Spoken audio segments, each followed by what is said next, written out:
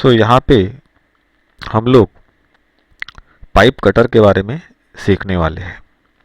तो pipe cutter क्या है, इससे पहले ध्यान में रखना है कि हम लोगों को प्लम्बिंग वर्क में पाइप के साथ में अलग अलग ऑपरेशंस करने पड़ते हैं। उसमें से एक ऑपरेशन होता है पाइप कटिंग का, कि पाइप को एक पर्टिकुलर लंबाई में कट करना ज़रूरी होता है।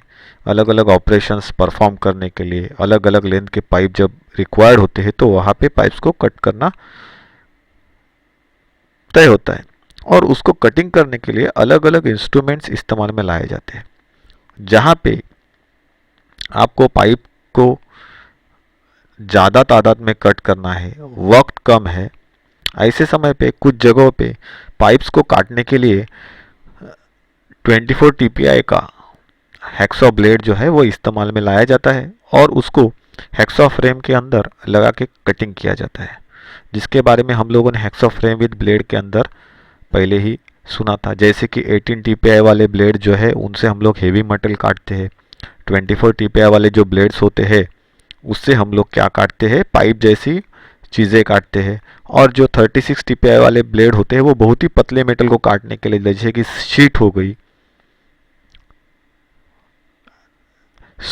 यहाँ पे हैक्सॉ ब्लेड के अलावा पाइप कटर का इस्तेमाल किया जाता है। हैक्सॉ ब्लेड से कटिंग करना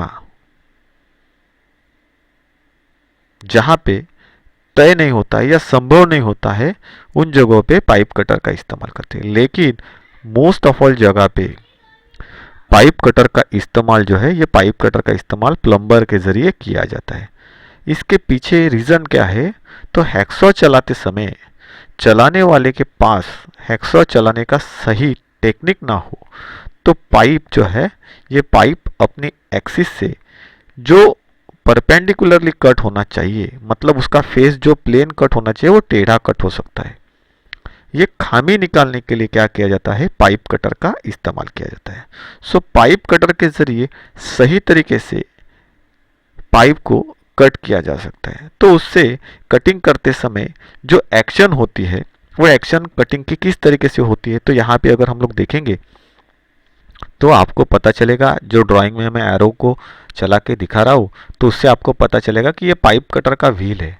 जब ये व्हील चलता है पाइप के ऊपर तो उसको क्या किया जाता है, हैंडल के ज़रिए गोल गोल घुमा के उस व्हील का जो प्रेशर है पाइप के ऊपर धीरे धीरे डाला जाता है। और जब ये चलता है ये एक लाइन बनाता हुआ चलता है, और जिसकी वजह से कुछ समय के बाद पाइप जो है उस जगह से कट हो जाता है। इसका बेनिफिट क्या होता है, क्योंकि जब इस पाइप कटर के ज़रिए कटिंग किया जाता है तो पाइप के ऊपर ग्रिप बिठाने के लिए, सपोर्ट देने के लिए वहाँ पे रोलर्स लगे रहे थे। उनको क्या कहा जाता है, गाइड रोलर्स। ये गाइड रोलर्स क्या करते हैं, पाइप के ऊपर सही तरीके से चलने का काम करते हैं, पाइप का सपोर्ट लेते हैं और पाइप के साथ में ही चलते हैं।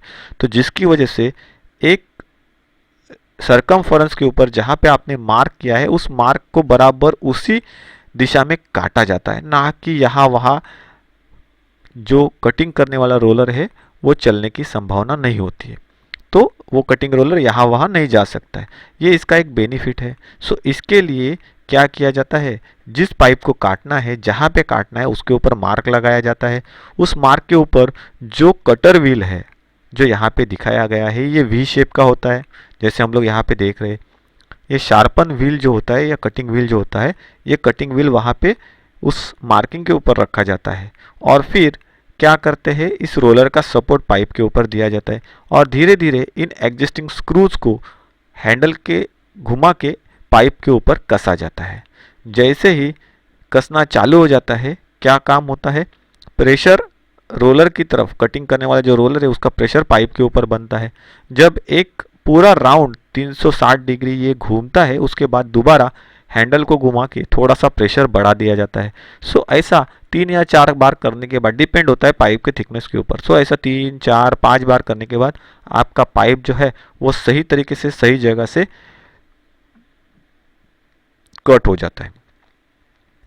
पाइप कटर जो है, ये पाइप कटर का यूज़ किसके लिए किया जाता है, तो पाइप्स को काटने के लिए किया जाता है। इसमें सी टाइप का फ्रेम होता है जो कि बहुत ही ज़्यादा हेवी होता है। मोस्टली इस फ्रेम को कास्ट स्टील या कास्ट आयरन से बनाया हुआ रहता है। इस कटर के एक एंड पर स्पिंडल लगा हुआ रहता है, तो दूसरे साइड में गाइड रोलर की पेयर होती है, मतलब जोड़ होता है। ये रोलर्स पाइप को घुमाते समय गाइड करने का काम करते हैं, सपोर्ट देने का काम करते हैं और सपोर्ट लेके चलते भी है पाइप के साथ में। सो स्पिंडल से जो भी प्रेशर डाला जाता है, ये प्रेशर पाइप के ऊपर लगता है, जिसके वजह से क्या होता है, पाइप के ऊपर वी शेप का एक कट मार्क क्रिएट होता है। जैसे जैसे आप हैंडल को घुमाते जाओगे और प्रेशर बढ़ाते जाओगे, ये प्रेशर और ज़्यादा डीपर चलता जाएगा और एंड में पाइप कट हो जाता है।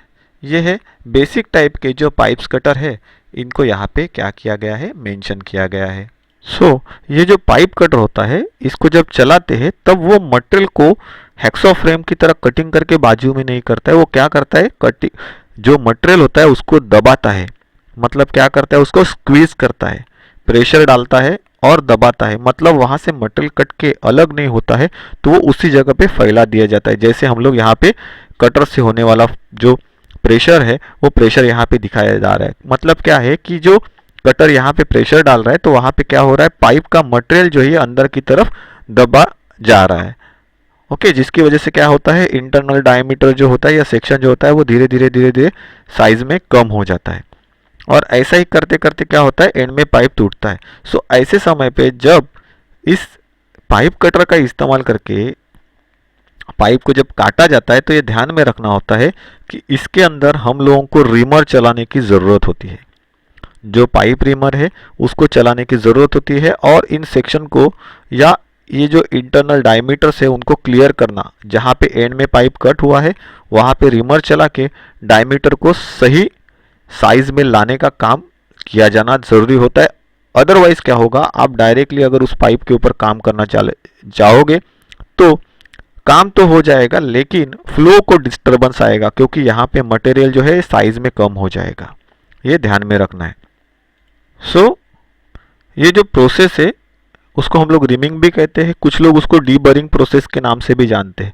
मतलब ये क्या है, पाइप का जो एक्चुअल इंटरनल डायमीटर है उस डायमीटर को एंड में सही साइज में लेके आने का काम रिमर के जरिए किया जाने वाला।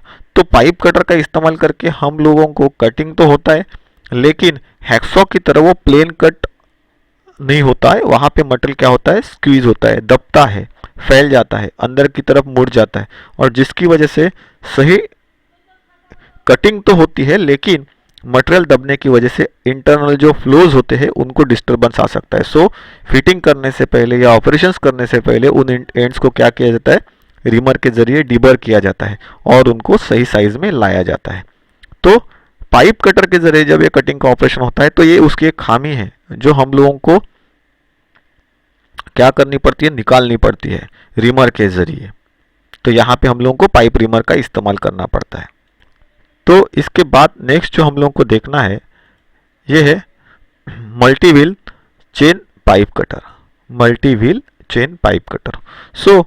जो पहले हम लोगों ने बेसिक या सिंपल पाइप कटर जो देखा, वहाँ पे एक सिंगल व्हील लगा हुआ था। उसका बेनिफिट क्या था, तो उसके ज़रिए हम लोग छोटे साइज़ के जो पाइप्स है उनको काट सकते हैं।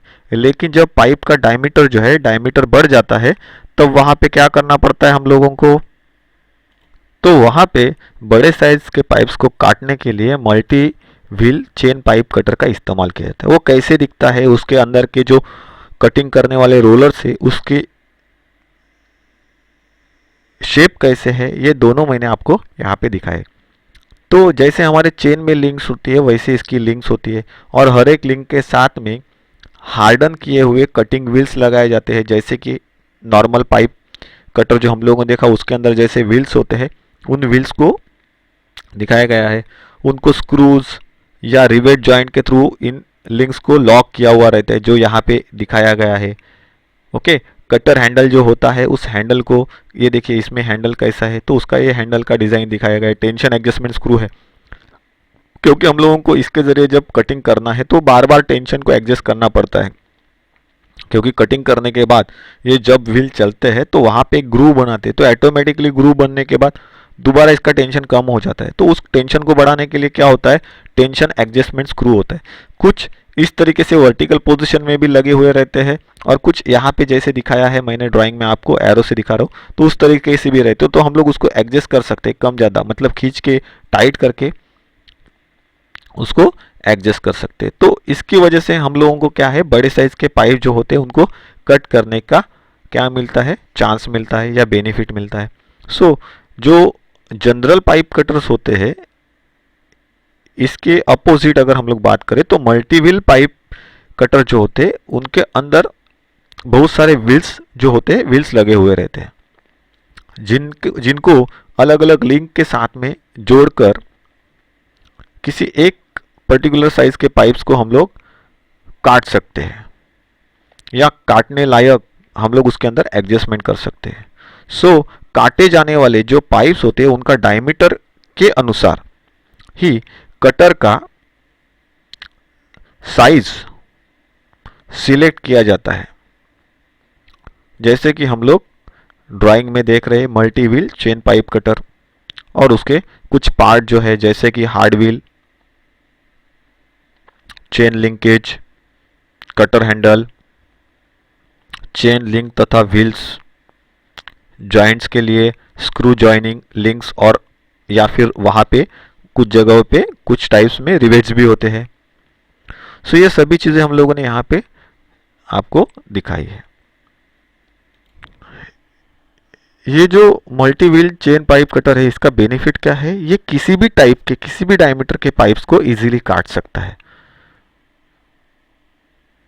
सो किसी भी डायमीटर्स को काटने के लिए या अलग अलग डायमीटर के पाइप्स को काटने के लिए आपको क्या करना होता है, खाली इसके अंदर चेन लिंकेज जो होता है, कटर और ये चेन का लिंक, इनको खाली आपको ऐड करना है।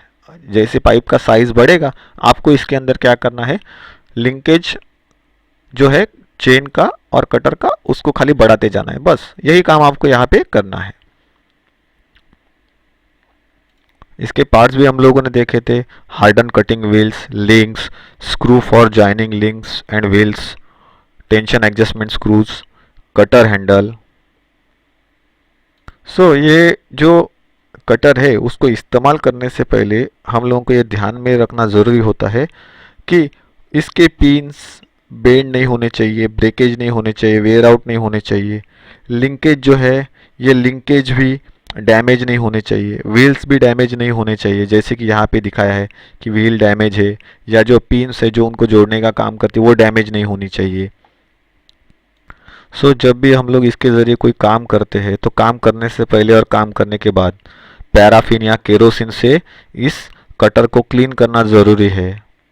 इसके बाद अगर हम लोग बात करेंगे तो इसको क्लीनिंग करने से पहले जो भी इसके ऊपर रॉ मटेरियल या बर्स चिप्स यहाँ पे अटके हुए रहेंगे उसको क्या करना है, वायर ब्रश के ज़रिए क्लीन करके लेना है। मतलब वायर ब्रश से क्लीन भी करना है और फिर पैराफिन या केरोसिन से इसको क्लीन करना है। सो जब ये क्लीनिंग का काम हो जाएगा तो इन कटर के जितने भी जॉइंट्स है, लिंकेज है, वहाँ पे क्या करना है, फाइन लेयर जो है ऑयल का वो फाइन लेयर लगाना है, जिसकी वजह से क्या होगा, तो रस्टिंग होने से इसके पार्ट्स बच जाएंगे, इसका मोमेंटम जो है पार्ट्स का वो भी अच्छा हो जाएगा, फ्री होगा। इसके बाद ये जो कटर है, इस कटर के व्हील हम लोगों को मालूम है ऑलरेडी हार्ड किए हुए रहते हैं, तो उसको एक स्पेसिफिक जगह पे रखना है जहाँ पे और कोई टूल इसके ऊपर स्ट्राइक ना कर पाए या उसका प्रेशर ना आए, क्योंकि ये व्हील हार्डन होते हैं और साइज़ में देखा जाएगा तो पतले होते हैं, तो इसके ऊपर अगर किसी चीज़ का दबाव भी आ जाए तो उसके टूटने के चांसेस होते हैं, चिप्ड आउट हो सकता है, जैसे कि यहाँ पे हम लोग ड्राइंग में देखा है। सो इसको प्रिवेंट करने के लिए इसको एक सही फ्री प्लेस में इसको रखना ज़रूरी होता है। तो यहाँ पे हम लोगों ने different types of pipes cutter जो है, ये पाइप्स कटर के बारे में जानकारी हासिल की है। उसके बाद जो हम लोगों को देखना है उसे कहा जाता है पाइप टोंग्स। पाइप टोंग का मेन इस्तेमाल प्लम्बिंग वर्क में किसके लिए किया जाता है, तो डिफरेंट टाइप्स के जो पाइप्स होते हैं, स्मॉल साइज से लेके बिग साइज के जितने भी पाइप्स होते हैं, उनको एक जगह से दूसरी जगह ले जाने के लिए या पकड़ के रखने के लिए इन टोंग्स का इस्तेमाल किया जाता है। पर्पज़ के अनुसार अलग अलग टाइप के जो टोंग्स है ये मार्केट में अवेलेबल है, जो कि यहाँ पे मैंने आपको दिखाया हुआ है। मतलब कुछ को हाथों के ज़रिए भी पकड़ा जाता है, कुछ को मशीन के ज़रिए भी ऑपरेट किया जाता है, डिपेंड होता है पाइप के साइज़ के ऊपर। सो ये जो पाइप टोंग है, इस पाइप टोंग का मेन यूज़ क्या है, तो छोटे से लेके बड़े साइज़ के पाइप्स को पकड़ने के लिए इसके द्वारा क्या होती है, हेल्प होती है।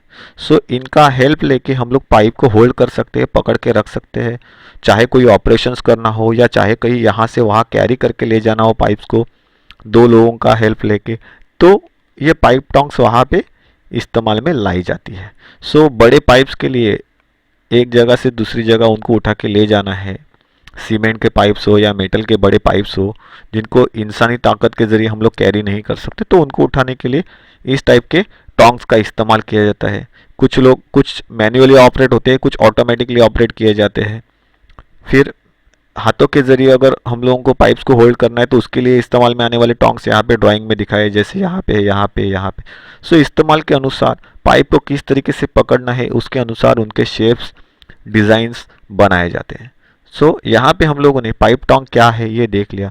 Most of all pipe tongs को बनाने के लिए कास्ट आयरन से उनको बनाया जाता है, कास्ट आयरन, कास्ट स्टील से उनकी बॉडीज़ बनाई जाती है।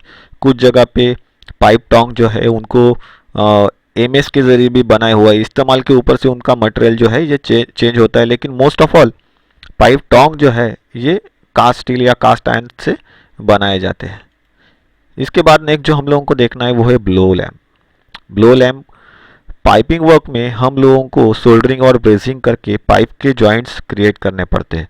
तो वहाँ पे सोल्डर जो होता है या ब्रेजिंग मटेरियल जो होता है उसको मेल्ट करने के लिए हीट जनरेट करना रिक्वायर्ड होता है।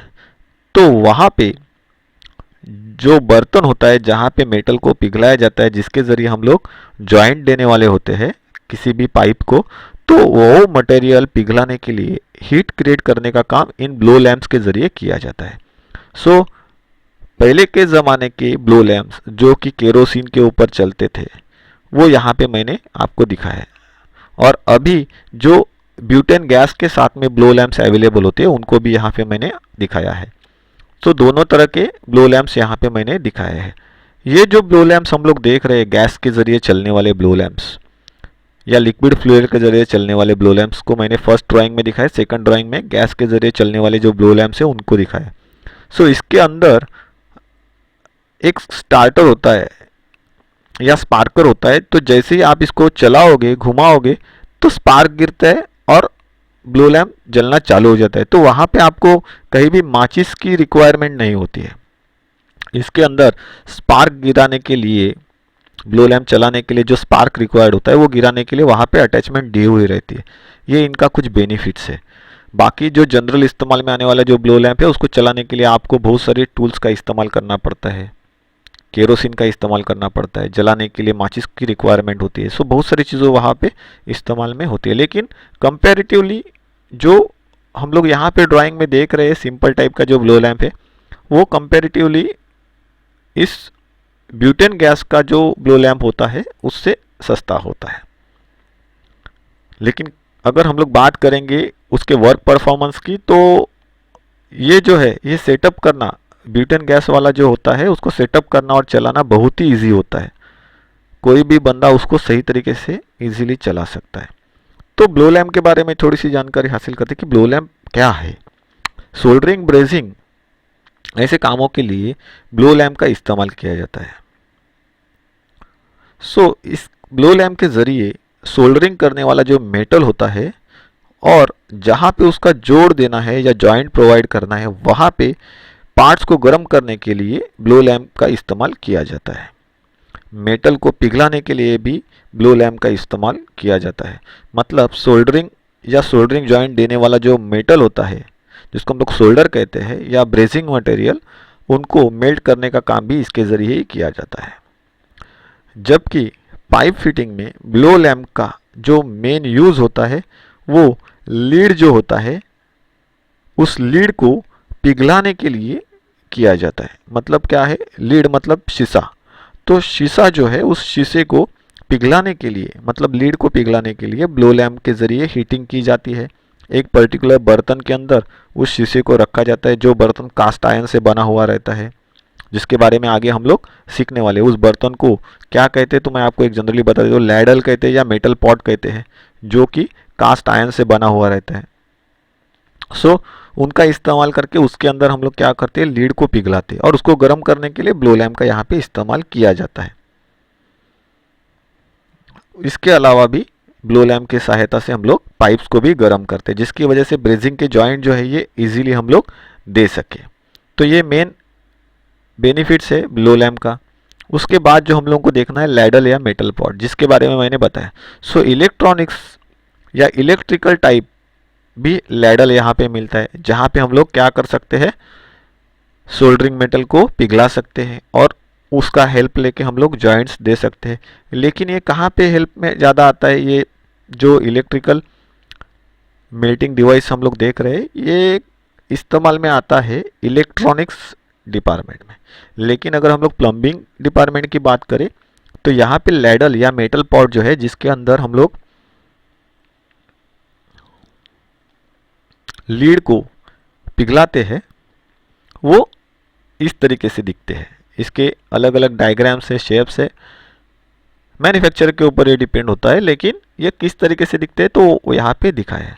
तो इसका जो कट सेक्शन है वो कट सेक्शन दिखाया गया है। क्यों? क्योंकि पिघला हुआ मेटल जो है, ये पिघला हुआ लीड डायरेक्टली किसी के ऊपर ना गिरे और उसको सही तरीके से सही जगह पे डालने की ज़रूरत होती है। तो इसके लिए क्या किया रहता है, ऊपर का जो नोजल है उस नोजल से एंड तक, मतलब जहाँ पे मेटल का लास्ट मेल्टेड सेक्शन रहेगा उसको भी खींच के उस जगह पे डालने के लिए क्या किया रहता है, एक पाइप के जैसा सेक्शन, हॉलो सेक्शन बना हुआ रहता है। सो इसकी वजह से पिघला हुआ मेटल जो है यहाँ से निकल के डायरेक्टली इसके फ्रंट बीक से बाहर आएगा और जहाँ पे आपको उसको लोकेट करना है, जहाँ पे आपको उसको डालना है, उस लोकेशन तक आप उसको इजीली ले जा सकते हो। ये इसका एक बेनिफिट होता है। तो लैडल को उस तरीके से बनाया हुआ है। सो पहले के ज़माने के लैडल्स भी यहाँ पे दिखाए और अभी के लेटेस्ट लैडल्स को भी यहाँ पे दिखाया गया है। कहाँ पे इस्तेमाल होता है, तो सोल्डरिंग और ब्रेजिंग ऑपरेशंस में मेटल को जो पिघलाया जाता है तो पिघलाने के लिए लैडल का इस्तेमाल करते हैं, इसके अंदर मेटल को पिघलाते हैं। सो जब पाइप में कोई जॉइंट्स देना है, पाइप्स में कभी कोई जॉइंट्स देना है, तो उस समय पे लीड के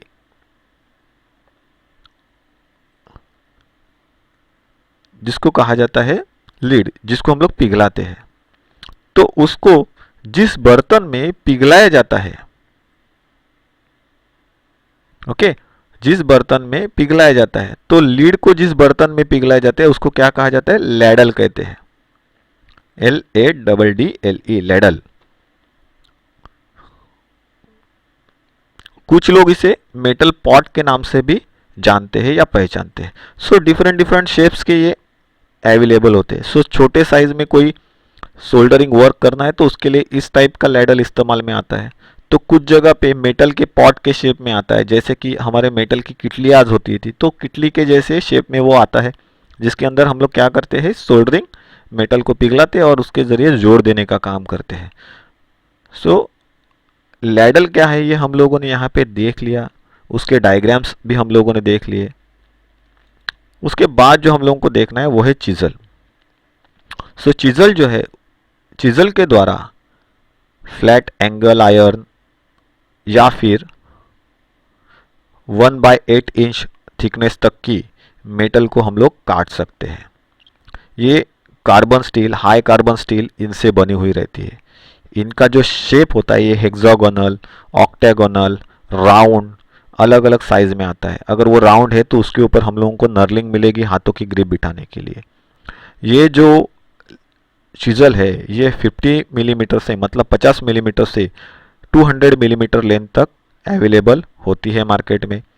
चिजल को उसके पॉइंट की तरफ हार्डन और टेम्पर किया हुआ रहता है, जो कि इजीली मेटल को काट सके।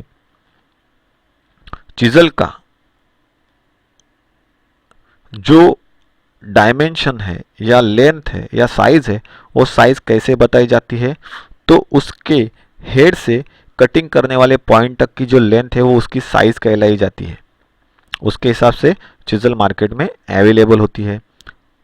हमेशा ये ध्यान में रखना है कि चिजल का कटिंग करने वाला जो सिरा होता है, ये कटिंग करने वाला एंड ही हार्डन और टेम्पर किया हुआ रहता है और बाकी की जो पूरी बॉडी रहती है ये हमेशा सॉफ्ट रखी जाती है, जिसकी वजह से वो इजीली होने वाले स्ट्राइक्स को एब्जॉर्ब कर सके, वाइब्रेशंस को एब्जॉर्ब कर सके और अपना कटिंग का काम कर सके।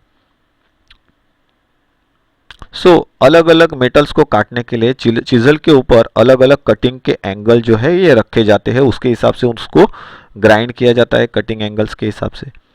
और अगर हम लोग बात करें तो सॉफ्ट मेटल को काटने के लिए चिजल के ऊपर 30 डिग्री से 50 डिग्री के एंगल्स रखे जाते हैं और हार्ड मेटल को काटने के लिए 55 डिग्री से 70 डिग्री तक के एंगल्स वहाँ पे रखे जाते हैं, डिपेंड होता है मटेरियल के अनुसार। पाइप फिटिंग में अगर हम लोग बात करें तो चिजल जो है, चिजल का इस्तेमाल कहाँ पे किया जाता है, तो जब पाइपिंग वर्क्स में आपको पाइप्स को किसी दीवार के अंदर डालना है, दीवार के अंदर डालना है मतलब कंसील फिटिंग करना है, उस समय पे दीवार के अंदर आपको क्या करना पड़ता है, ग्रूव बनाना पड़ता है। या फिर कभी कभार पाइप को एक साइड से दीवार के दूसरे साइड में ले जाना है तो वहाँ पे होल करना पड़ता है, तो उसके लिए चिजल का हेल्प लिया जाता है। ग्रूविंग करने के लिए, पर्टिकुलर साइज का होल बनाने के लिए, होल को बड़ा करने के लिए दीवार के अंदर, तो पाइप्स का हेल्प लिया जाता है। और इसी चिजल को हम लोग क्या कहते हैं, जो कि प्लम्बिंग में इस्तेमाल में लाए जाते हैं, तो उसको फ्लैट चिजल के नाम से हम लोग पहचानते हैं। और इंचेस में अगर हम लोग बात करें तो इसकी इंचेस में साइज या लंबाई जो होती है ये 8 इंच से लेके 10 इंच तक होती है। उसके बाद जो हम लोगों को देखना है यह है गैस प्लायर। उसे हम लोग क्या कहते हैं, गैस प्लायर, जो ड्राइंग में यहाँ पे दिखाया गया है। अलग अलग टाइप के ये गैस प्लायर है, लेकिन काम एक है, एक ही तरह का ये वर्क करते हैं। क्या बेनिफिट होता है, तो ये जो गैस प्लायर है इसका इस्तेमाल गैस, ऑयल की जो पाइपलाइन होती है उन पाइपलाइन में जो नट या यूनियंस लगे हुए रहते हैं उनको खोलते समय इनका हेल्प लिया जाता है। इसके अलावा इनसे छोटे छोटे पाइप्स जो होते हैं उनको पकड़ने का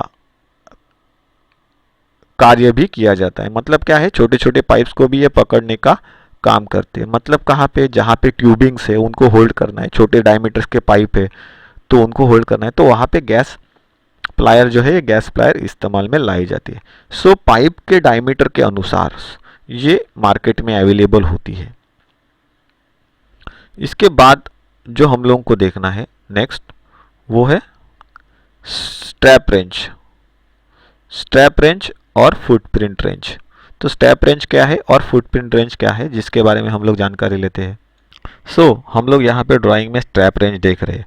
स्ट्रैप रेंचेस कहाँ पे इस्तेमाल में लाई जाती है, जो ट्यूबुलर सरफेस होते हैं ऑलरेडी फिनिश किए हुए, उनको जब किसी और चीज़ से पकड़ा जाता है तो उसकी वजह से उन ट्यूबुलर सरफेस के ऊपर या सिलेंड्रिकल सरफेस के ऊपर मार्किंग आ सकती है, वो सरफेसेस जो फिनिश है वो डैमेज हो सकते हैं, तो उनसे बचने के लिए क्या किया जाता है, स्ट्रैप रेंज का इस्तेमाल करते हैं। ये स्ट्रैप रेंज जो है, ये इसके जो होल्डिंग करने वाले जो बेल्ट्स होते हैं ये मेटल के बने हुए रहते हैं या फिर कैनवास के भी बने हुए रहते हैं, रबर के बने हुए, डिपेंड होता है कौन से टाइप कितने हेवी है, कौन सा ऑपरेशन वहाँ पे, उसके हिसाब से इस्तेमाल किए जाते हैं। ये जो स्ट्रिप्स होती है मोस्टली जो पाइपिंग में इस्तेमाल की जाती है, ये स्ट्रैप रेंज की जो स्ट्रिप्स है जो हम लोग यहाँ पे ब्लैक कलर से दिख रहे हैं पट्टे के जैसे, ये मेटल से बनी हुई रहती है, मेटेलिक स्ट्रिप्स होती है और डायमीटर के अनुसार ये लेंथ में कम ज़्यादा साइज में मिलती है। ये जो है ये सरफेस के ऊपर टाइट ग्रिप बिठाती है।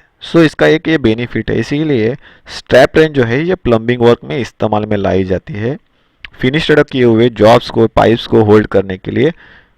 क्यों, तो वो किसी भी तरह से बाकी किसी टूल का उसके ऊपर मार्किंग ना आए होल्डिंग करते समय, या वो डैमेज ना हो पाए उसके लिए।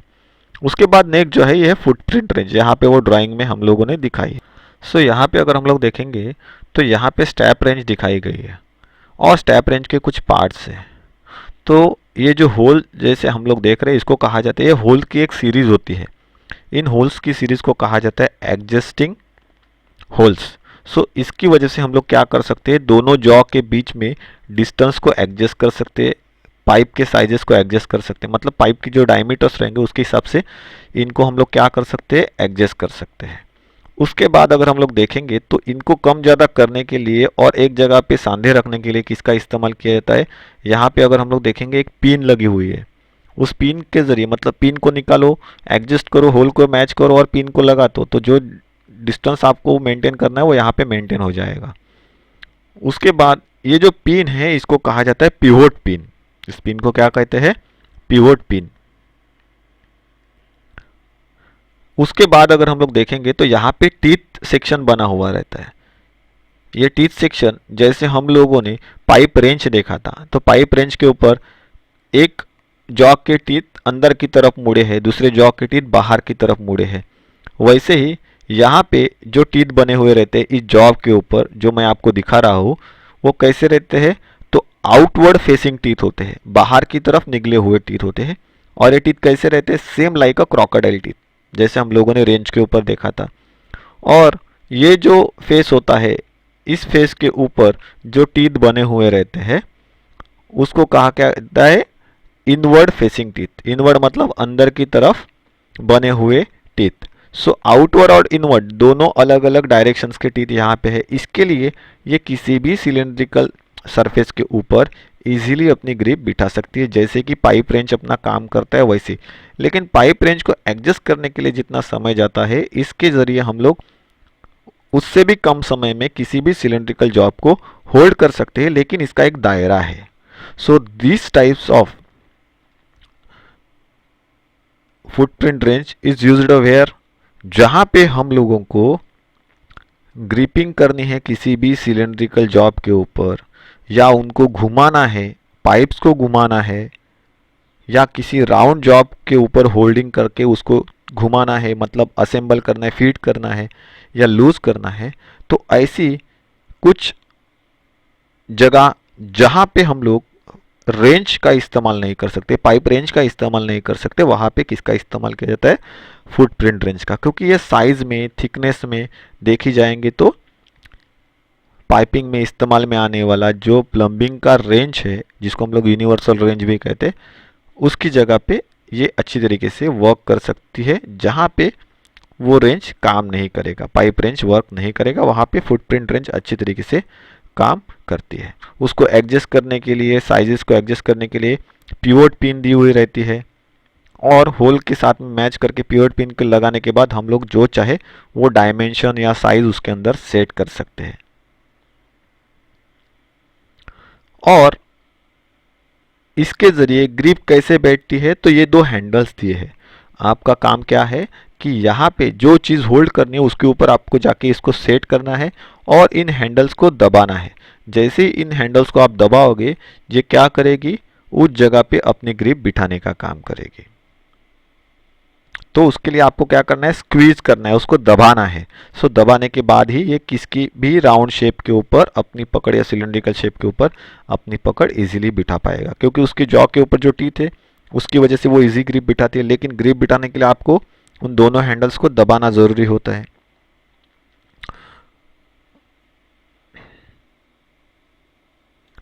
इसके बाद नेक्स्ट जो हम लोगों को देखना है वो क्या है, तो हैमर्स।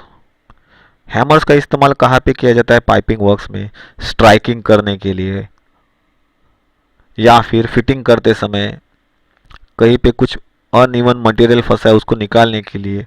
सो पाइपिंग में बहुत सारे टाइप्स के जो हैमर्स है, जैसे कि ball peen, cross peen, straight peen, mallets या फिर रॉ हाइड हैमर्स, उनका इस्तेमाल किया जाता है।